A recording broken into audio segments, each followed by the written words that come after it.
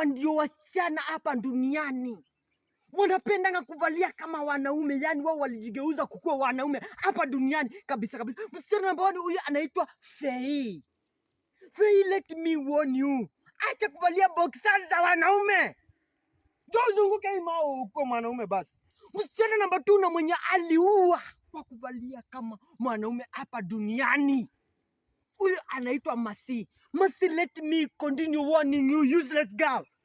Hapa uingie kwa imao uzunguke mara 7 ukue mwanaume kamili. Msichana namba 3 na mwenye alimalizanga, yani huyu anadunga top, yani kila kitu kama mwanaume, na anamalizia na safari boot vizuri. Msichana, let me warn you, wacha kutukopi. Tumechoka na kukopiwa.